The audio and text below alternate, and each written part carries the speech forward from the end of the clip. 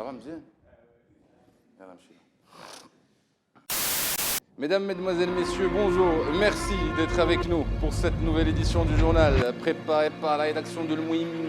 Alors, tenez-vous bien, la Fed, la banque des banques de vos banques, eh bien, elle a annoncé qu'elle augmentera son taux directeur d'ici la fin de l'année 2015. Thank you. Alors non, ne vous fiez pas aux applaudissements suite à l'annonce faite par la présidente de la Fed, car cela induira, selon n'importe quel spécialiste Bac+2 de la place, eh bien la perte de plus de 100 000 milliards de dollars de mauvais crédits à travers le monde. Est-ce que vous imaginez un peu ce que c'est que 100 000 milliards de dollars qui partent en fumée comme ça? Non? Bon alors, continuons à faire comme si de rien n'était, hein, et c'est parti pour l'info. À la une de l'actualité cette semaine, crise de la bibine, hein, et non, hein, le festival de la bière et des allers-retours aux toilettes n'aura pas lieu. Hein. Premier combat gagné haut la main, même je dirais même haut le doigt, hein, par le maire pégidiste de Casablanca, c'est le Omari. Alors, qu'est-ce qui a poussé les brasseries du Maroc à avoir eu cette idée de génie, hein, avant de se rétracter hein, face au tollé général, alcoolique y compris? Réponse en ouverture de ce programme.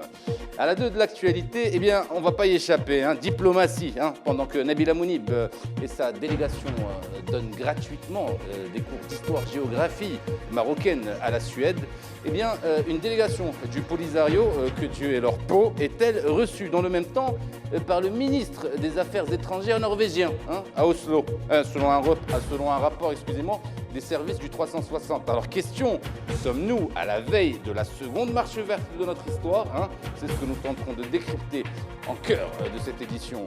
Dans le reste de l'actualité, une femme de 110 ans Mskina s'est faite violer à tour de rôle par 4 individus à Bouznika. Hein? Alors comment fait-on pour sortir vivant d'un tel drame à cet âge? Je pose la question et tente d'y répondre en même temps. Et puis nous finirons en faisant une prière hein, pour nos frères et nos sœurs palestiniens, hein, privés d'accès à la mosquée Al-Aqsa depuis la semaine dernière. Ah non, on ne va pas en plus nous priver de lumière quand même, rallumer.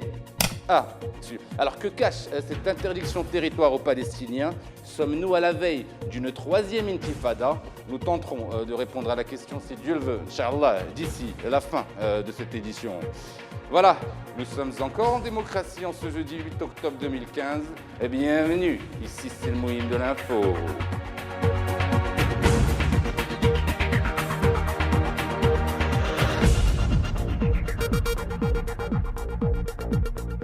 On commence donc cette édition par le chef-d'œuvre des brasseries du Maroc. Alors, vous le savez mieux que personne, depuis le printemps arabe et l'avènement de C. Abdillah Ben Kilen, hein, les taxes sur les boissons alcoolisées ont quasiment doublé depuis. Hein.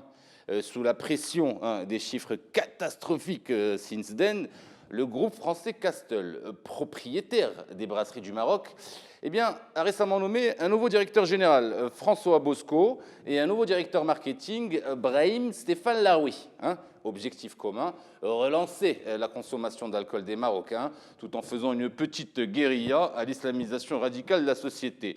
Voici ce que ça donne à peu près en résultat. Oui, François, tu as 2 minutes? Ah non, j'ai eu une merveilleuse idée. Étant donné que M. Benkiran nous retourne chaque caisse de bière et de vin qu'on lui envoie depuis notre arrivée, ce qui est franchement pas très gentil de sa part, hein, oui. Et étant donné aussi qu'on est loin hein, d'en avoir fini avec l'islamisme au Maroc, et par souci d'anticipation, tu me connais, eh bien je suggère, cher François, d'organiser, comme en Europe et aux États-Unis, un festival de la bière. Oui, juste après la fête du mouton.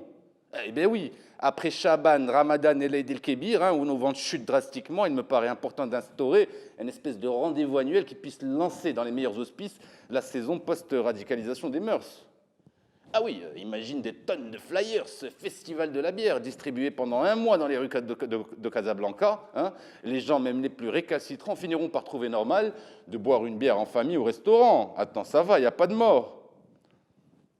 Tu trouves l'idée géniale et tu valides. Bien. Je lance un PDF pour le présenter à la fin du mois à Paris. Bien, directeur général. À notre service, monsieur le directeur.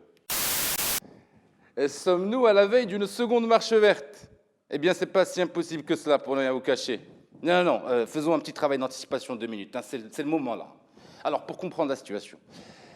La guerre mondiale a officiellement été déclarée la semaine dernière au siège des Nations Unies. Nous l'avons suivi en direct. Hein, on y entre crescendo en même temps. La fin du dollar annoncée quelques jours plus tôt, sous un tonnerre d'applaudissements par la Fed, est-elle prévue, vous l'avez compris, pour la fin de l'année 2015. Dès lors, pas besoin d'avoir fait Sciences Po pour comprendre ce qui nous attend. Ah non, le monde entier plongera dans un chaos sans précédent, et financier et militaire. Hein. L'ONU et les États-Unis auront d'autres chats à fouetter que d'arbitrer la question du Sahara marocain, vous en convenez. Hein. Et puis à un autre niveau, eh bien, on aura tout perdu. Travail, argent, libido, insouciance, envie de se reproduire, tout dans ce contexte. Hein. Quoi de mieux pour passer le temps, oublier la famine et échapper à la guerre civile, qu'une marche nationale vers le sud du Maroc. Hein. D'abord, on trouvera plus facilement à boire et à manger sur place. Hein. En plus, on se fera plein de nouveaux amis, de nouvelles connaissances, des nouvelles connexions pour les affaires, c'est sûr. C'est l'un des papiers les plus choquants de l'année. Ah non, et le plus lu de la semaine sur 360. Alors attention, une vieille femme skina, 110 ans, mihnouna, célibataire, ne pas confondre avec Cyril Hanouna, vivant seule à Bouznika, a été, je cite, assaillie par 4 individus avant d'être ligotée avec des bouts de corde et violée de manière bestiale. Fin de citation.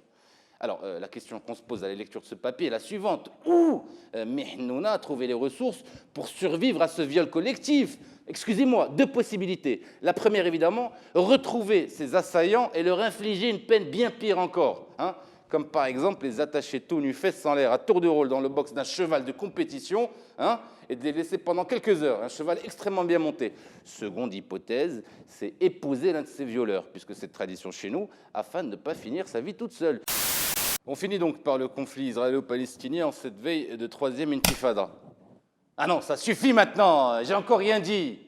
Ah, la lumière fut. Alors, pourquoi les Palestiniens et le monde musulman est en pleine crise de paranoïa actuellement au sujet de la mosquée Al-Aqsa, construite sur les ruines du temple Salomon? Ah non, ça suffit maintenant. Non, non, présidence, appelez-nous. Appelez-nous, présidence, nous sommes dans le noir.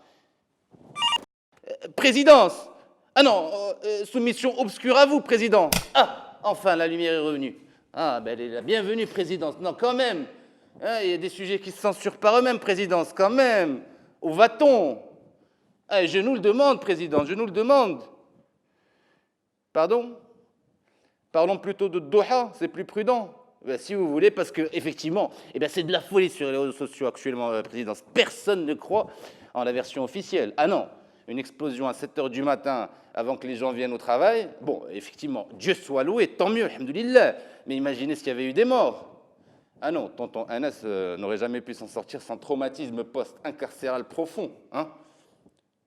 Eh bien, président, clôturons comme vous dites et donnons rendez-vous à notre audimat la semaine prochaine pour parler de tout ça. Eh bien, présidence, qu'est-ce que c'est sage? Qu'est-ce que c'est sage, monsieur le président? À votre service, présidence, qu'est-ce que je ferai sans vous? Non, ça j'ai bien la sauce quand même. Ah non, quand même, Anna cloche la sauce. Ah voilà.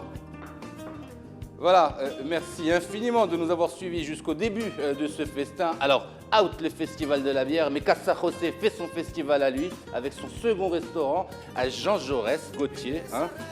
N'hésitez pas, s'il vous plaît, à commenter, liker, diffuser cette vidéo sur les réseaux sociaux, s'il vous plaît. L'information continue sur www.lemoyen.ma. Je vous donne rendez-vous pour ma part dans une petite semaine pour un nouveau numéro. Du moyen de l'info.